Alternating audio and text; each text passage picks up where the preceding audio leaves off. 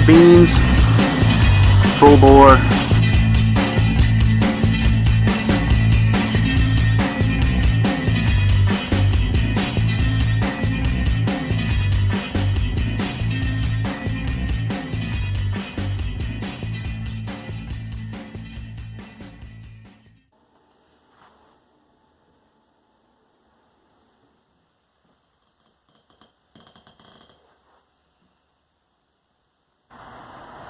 Welcome back, YouTube. We're going to do a little update on dumpster fire today. That little clip of that green sweatshirt, this guy, you know what that means. That means we're going to turn some wrenches. We're going to give you a little how-to, a little DIY, show you how easy it can be to take care of worn-out parts on a worn-out Jeep. We'll also get a chance to see some of the things that I had to have someone else do just because of time and space, and you know, I work 6 days a week. So let's jump into it. Today's project is actually a pretty common one. A lot of people have done it already. Some of you may have seen it done before, may have done it yourselves. Doesn't require any special tools, but this guy right here, we need a new unit bearing. I'll show you how worn out that one is in just a minute. I discovered that while doing brakes on it a couple weeks back, and I just did not have time, and I did not have the part in my hand to replace it. So I went out and got one. Here is our part for our 1992 Jeep Cherokee XJ 4-liter. This is a Moog 513084. Unfortunately, made in China. I don't even know if you can get made in America suspension and bearings and stuff. I couldn't get my hands on Timken or SKF or any of those guys through work, so I thought I'd try a Moog part. I've had decent luck with some of their stuff, ball joints, tie rod ends, that kind of thing, as long as you use them as intended. She's got a nice finish on her. She's pickled, stamped with the part number 513084. Yes, it matches the box. I checked that out. And then we'll go and look through our tools that we're going to need today. Life takers, life savers, who knows what they're going to be today. Yep. Hazard fraught, I mean Harbor Freight, jacks and jack stands. Yeah, the 3-tonners, I've had no problems with those. And then the 3-ton jack, I've had this one for 5 or 6 years. Works pretty good. It's been left out in the weather on different occasions with stuff jacked up on it. Holds pressure, does what it's supposed to. Not going to complain. Worth it. These two dudes here are going to be very important to us today. That is a 13 millimeter 12 point. That will take care of the bolts on the back of the wheel bearing, the unit bearing.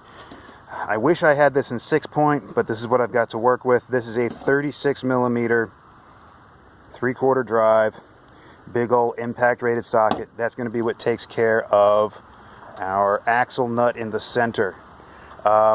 Big screwdriver. Not so much for doing anything screwdrivery, more for using it to lock the rotor in place and the hub in place. Wow. We crank on it with this guy. You know what's cool? Sitting out here with the little bit of sun that's filtering through today, as it's all overcast and 60. I can smell the lube on this getting warm, and it smells like axle grease. Love it. Yeah, that's a clean, snazzy wheel, isn't it? Alright, first on our agenda, got to bust all the lug nuts loose. I just recently, when doing the brakes, put on new lug nuts so as to help them retain torque better. I've had issues with stuff coming loose in the past. This set, it uses one of these key jobbies on one of them, because there we go. And that takes either a 13/16 or 3/4 hex drive. Me, cross wrench, do it the old school way, muscles, get it done. Just broke all 5 of those loose, but left them still on. Use that guy right there. He's handy dandy, never needs batteries. Let's get it jacked up. Alright, let's see what we can see down here before I start moving things around. Today, we're only going to be working on the one wheel, not the other side. That side is good. So, we only need to get the one wheel off the ground. What I like to do, I like to, right under there, under the main axle tube, I like to lift with my high lift there. And in a situation where I don't need to droop suspension, I like to stick my jack stand right up in there. And the notch on the control arm supports everything nice and secure. And I'll leave the jack in place just because, you know, Harbor Freight jack stands. Yeah, we'll see how that goes.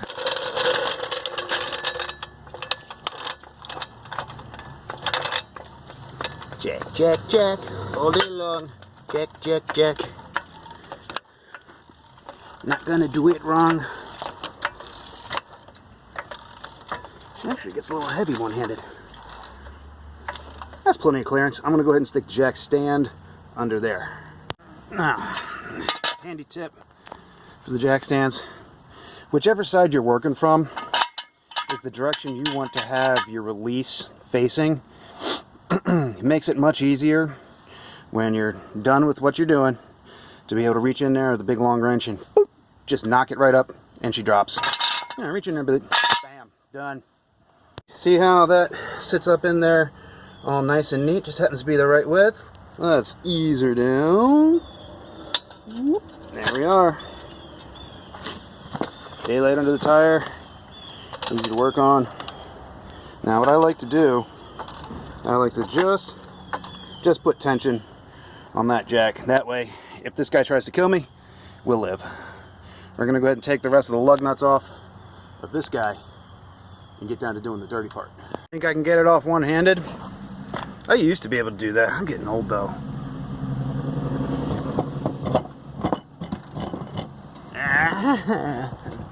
I'm old. Never mind, two hands. Wheel is off. She looks crusty. Believe it or not, these are fairly fresh rotors.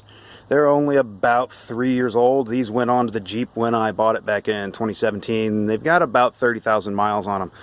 So maybe it's just the metal that they're made out of now, but they're being crusty and corrody on the inside. But our surface is nice. They may have gotten hot a few times, but that happens with these small brakes on the XJ. They're just such, there's so little braking power built into these vehicles. Pads are new, but no score, no lip. This guy, this is going to be our pain in the ass. I brought one of my special friends along to help get him out. This guy right here, this dude, this Cotter key, he needs to go away. Always replace your Cotter keys. Always make sure you put your safety keeper back in there to make sure that nut doesn't back off. As you can see right there, that key through the center of it, it's still straight. So we've maintained torque on this this axle nut, and I'm guessing we've just worn out the bearing inside. I'll see if I can get a little wobble shot of that for you. While we're under here, we'll do some general maintenance things that need to be done. It's been 6 months to a year probably since I greased that upper ball joint, since where'd it go? Oh, greased this tie rod end, still greasy. Since I hit drag link with grease here, I also got to do over on the pitman arm. I might as well do the top side on the other side over there. Yes, I know, my springs are wasted, my mount bushings are wasted. I've got ghetto-ass spring spacer helpers in there. It came like that. Yes, all of the bushings on the sway bar are wasted. My wheel well liners are cracked and falling apart. We'll get there, trust me. We'll get to it eventually. I gotta go turn this wheel so we can get to the bolts holding the brakes on the back side of the knuckle. Alright, gonna break out another one of our friends today, PB Blaster. Yeah, this can. She goes everywhere with me just in case. You never know when you're gonna need it. We're gonna use that on this mess in here today. I try to keep it from getting anywhere too close to actually getting on brakes. So I just dribble a little down in there. I smell diff oil. Am I smelling diff oil or am I smelling axle grease? I hope it's not diff oil. I don't want to smell diff oil. That means seals. Ugh. Around to the back side of our brakes here, you can see bleeder valve, top caliper bolt, bottom caliper bolt, sorry for the crappy angle, and our 12 millimeter socket. Alright, the first wrench we're going to need is a 12 mil. Yeah, Harbor Freight, hazard fraught, it'll do the job. We need to use that on this guy right here. That's our top caliper bolt. And this guy right here, if it'll focus. Oh, the lighting is horrible today. It's so overcast. Huh? Is that better? Probably not. But we got a bottom caliper bolt. They're 6-point, 12 mil. They back out pretty darn easy. You can do them by hand. We'll be right back. I've been working on my shit box all the live long day. Oh, that was easy. Me. Okay, this is a caliper bolt. I'm sitting here going, why was it so easy to get this out? Oh yeah, anti-seize. It's your friend.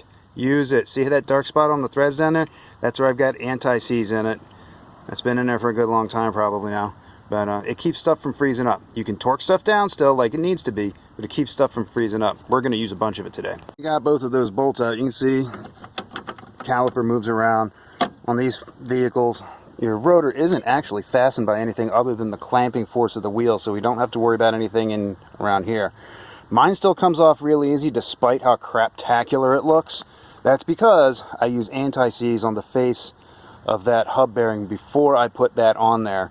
And I also think I used some when I put that nut on, but I don't remember, so we'll have to look and see when we get there. But generally, you can just ignore the fact that I need to weld and dress these knuckles for brake pads. Yeah, we'll just ignore that fact. You can just pry it off like that. It's real easy. Comes off fairly easy. Oh, yep, she's gone. Yeah, caliper's free. I'm going to hang this up back here on the control arm so that we're not dangling on a brake line. Now that Mr. Brake Caliper is resting back there comfortably, literally just reach up and lift this guy off. Try not to get oil and stuff all over the surface of it, but we'll clean it with brake clean before we get out of here. That doesn't look too bad. Other than the fact that it's only a 30,000 mile bearing, let's see if we can determine how much play is in that.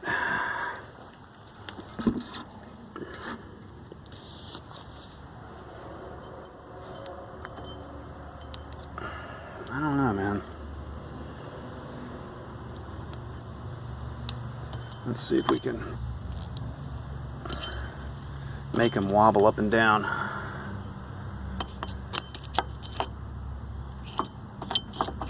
There it is. See that? That should not do that.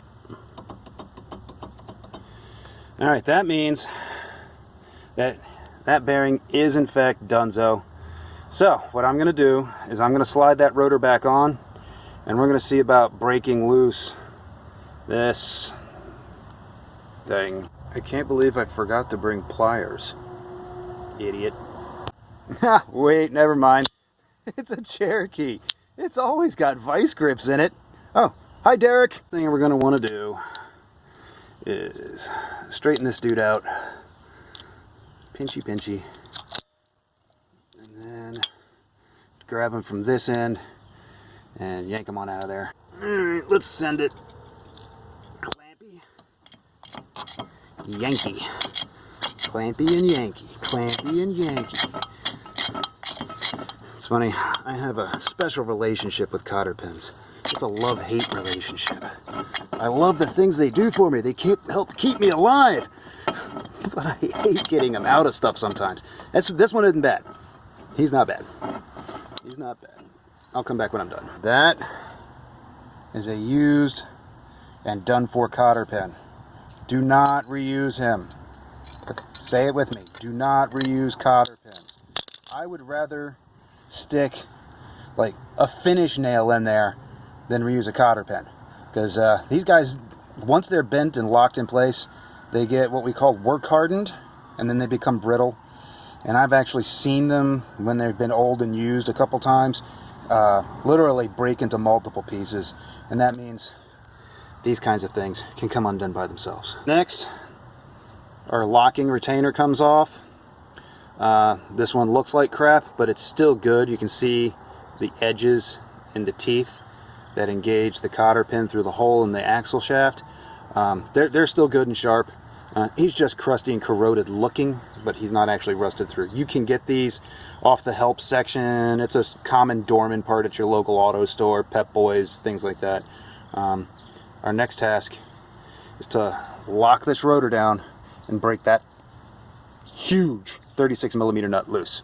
Someone's gonna give me something to say about safety, and as Peg would say, you don't need safety. Big screwdriver. We're not screwdriving anything. Maybe I'll go make a big screwdriver later and relax on the sofa because it's my one day off from work. Nah, I don't drink orange juice anymore. Anyway, you take this guy and you shove him down in the vents on the middle of the rotor, As that rotor tries to turn with the axle stub, as you're wrenching on it with your giant pry bar, breaker bar, this will keep it from coming and whipping around, and especially if you don't have air and heavy impacts to work with, it will make your life much easier. We will see that this is our big old breaker bar. That is our big old socket. 36 millimeter. I wish it was a 6-point instead of a 12-point, because these things usually have, I don't know, 175 foot-pounds of torque at least applied to them as a minimum. And it's important that you get a good huge bunch of ugga-duggas on that guy, because without them, your wheel falls off. Yeah, falls off. Let's see how she fits. Yep, that's in spec. It'll do. You have two choices on how you get to hurt yourself. You can put your big ass wrench on this way and pull up, and when it pops loose, pop yourself in the jaw, possibly break your nose. You can swing around and put your wrench on this way and push down with all your might, especially if you're a fat guy like me. You just lean on it and let your gut do the work for you. But then you fall over face first into the Jeep and bust your knuckles on the pavement. Either way, we're having fun. Okay, that took all of about 50 to 75 pounds of pressure to get that off, at most.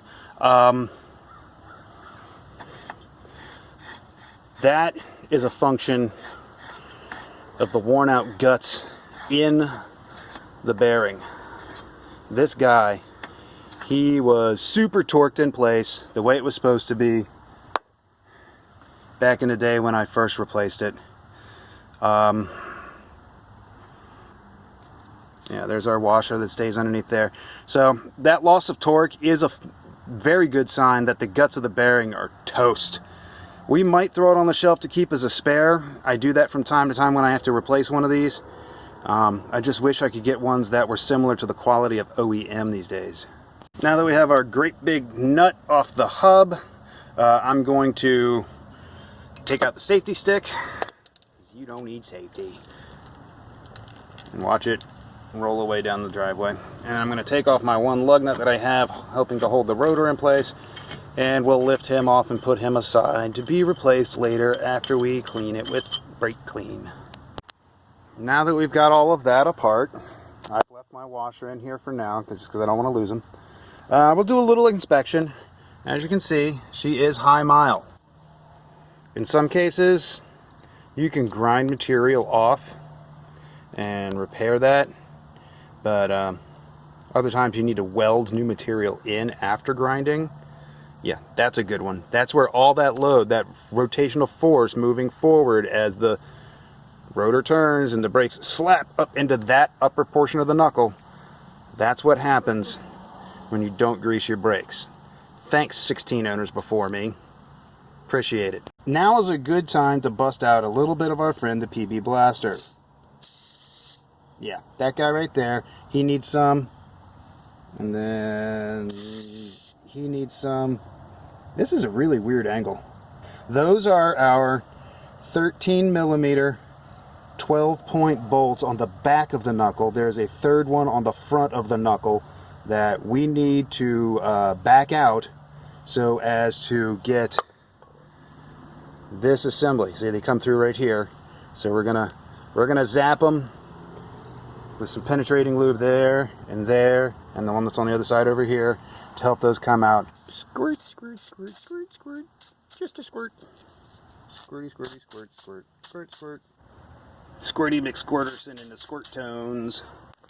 Now you can see I've got the wheel turned the other way, and that guy right there, that's our other 13 mil. Give him a little shot of juice, and we'll let that hang out for a minute. Since we are waiting for those guys to soak in penetrating oil, we're gonna make use of our time. Back in the days when you had 2 weekend days in a row and you only worked 5 days a week and only had one job, before 2020 happened, I would normally stop and have a beer. Instead, we're gonna zap these guys with a little lube. That guy down there too. Which one? Where is he? Yep, there he is. There he is right there. I got my grease gun. I keep him loaded with Valvoline or Lucas or whichever brand of the red and tacky high temp is. It seems to hold on real well, has a good long lifespan, resists water nicely, and yeah, it's rated for high temp, so we'll zap some grease. Getting greasy. People always complain, I can't get my ball joints to last. You know why? Because you didn't maintain them and grease them. You gotta keep them greased. That is a high load part. That's not like steering load. That's like high load. That's full weight of the vehicle load. How much grease should I put in my joints? Well, you see how that's coming up from underneath that boot, and it's got red smeared in with black stuff, so it kind of looks like a cover of a Cannibal Corpse record. That's what you want to get out. That is probably about a year's worth of driving on what used to be clean red grease. Brake dust gets in there, water gets in it, it gets contaminated, and it just eats parts up. So this is maintenance. This isn't repairs. Take care of your Jeep. I'm just going to keep pumping this out and wipe it off with the paper towel or something in a minute here to clean up the mess, but I just want to get this sucker to where it pushes clean grease. Back in a minute. What am I going to do with this nasty, dirty grease? Oh my God, it's so gross. What can I do with this goo? Well, I'll tell you exactly what you're going to do with it. You're going to reuse it. Now stick your finger in it. Don't be a baby. Scoop a little up, and you can use it on your door hinges. Keep stuff from squeaking. Keep stuff from rusting. Yes, that's right. Even old grease will keep things from rusting. Little dab in here. Little dab in there. And then next time you're trying to sneak back in the house after you've been out with the boys, you know, honey, yeah, I'll be back. I'll be back from Roush Creek by 3 o'clock on Sunday. We'll still have time to go antiquing and apple picking. And then you show up, and it's midnight, and you're falling asleep behind the wheel. Your door's not going to squeak and creak when you open it up. One more way to be quiet sneaking in the house. See, now I'm going to show you how not to do it, but frequently it's necessary and or it works. Actually, let's give this a little shot of some more goo. You know you like the goo. You know you like goo. Alright, see now. Oh, that one came loose. I might have to do it on others. Yeah. I had her torqued in there, but good. So this is one of your hub retaining bolts. The ends of the threads look crusty, but that's not a big deal. They're exposed to the weather. And you'll see that this thing has survived fairly well. And I will accredit that to liberal use of anti-seize. Yep. 2 more of these to get out on this side, and then we start working with hammers. All right. Since we still have the wheel turned that way, it makes it easy to get to the top bolt. And again, anti-seize helped. I still had to use some violence on it. What kind of violence, you may ask? Well, I don't always recommend it. It's hard on tools. It's hard on fasteners. It can be hard on your knuckles. Dead blow hammer. Yep, Harbor Freight, whatever. Sponsor me, you jerks. This is a 2.5 pound dead blow. And I literally had it set about right here. I literally had my wrench set right about there, and I just wailed on it until it broke loose and went down there, and then I did the rest by hand. Mostly because I don't have air tools, and I couldn't get a little baby impact in there, and it didn't have the snot to get it out anyway. Now this side, that guy right here, and we've got the wheel turned full lock all the way to the driver's side, so we can access that bolt away from the knuckle here that holds the axle up. Alright, we got her free.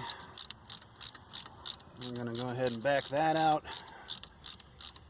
And then, hopefully, we'll just be able to knock the hub off the knuckle, drama-free like, and yeah, we'll put the new one, slide the new one in. Part. Sometimes, if you're really lucky, you can just get in there with a screwdriver and it pops right out. Other times you have to go get the BFH.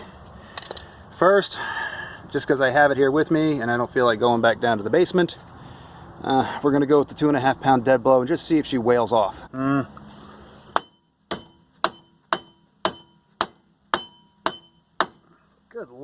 that thing is in there. I need to go get Crystal, the blue persuader. For those who have not met her before, this is Crystal. She is what I like to refer to as my blue persuader. One of the best striking tools I've ever purchased. It's an East wing, however you want to say it. I think I bought it at Lowe's. Yeah, just soaking that out. Ladies, let me give you a tip. If your man smells like this, you got a good one. At least I like to think so, because I smell like it constantly.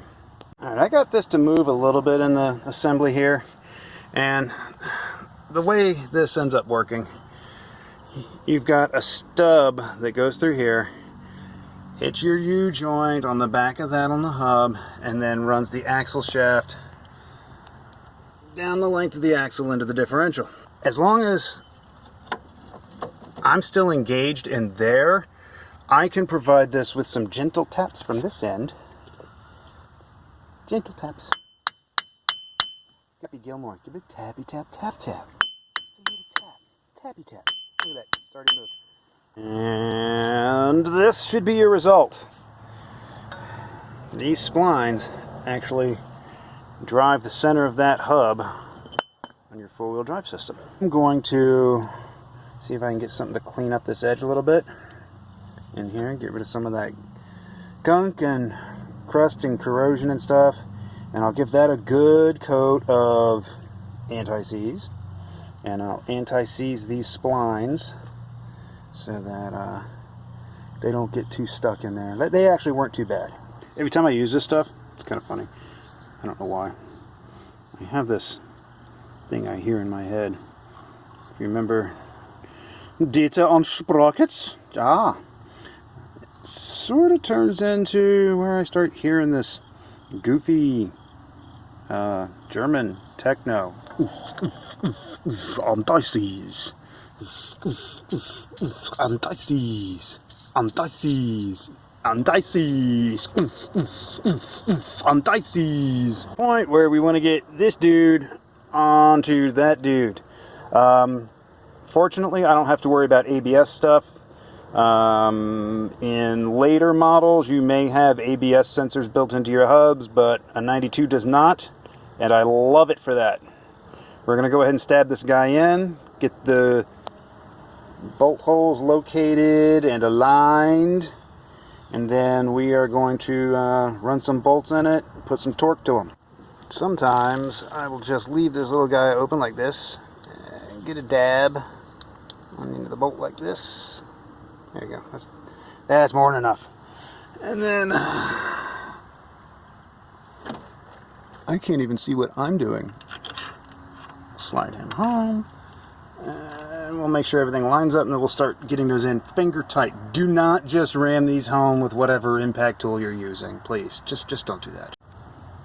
Now you notice I'm leaving a gap here. I haven't fully seated this thing in place. There's a reason for that. We need to make sure that we do not gall the threads on those bolts or the holes into which they go. If you do that, you're going to have a bad time. So what I do is I just get them in a few threads, and I make sure they're well lubed with anti-seize to prevent galling, and I will bring them in a little bit at a time. So that guy's in about that far. We're bringing this guy in some. Like I said, you don't want to drive them all the way home, all in one spot. You got to kind of ease your way around it. And then we're going to hit this guy over here after I get just a little bit of twist on this guy. Get into where he's got some thread showing. There we go. Yeah, just enough to start it snugging up. That means that you can feel it pulling itself into the knuckle. I'm going to go hit that one on the front there, and then we'll start getting to where we start thinking about torque. Nut is on. You will notice, see, we're using a single lug nut just to keep the rotor in place. Doesn't have to be torqued down or anything, just snug it on, finger tight's fine.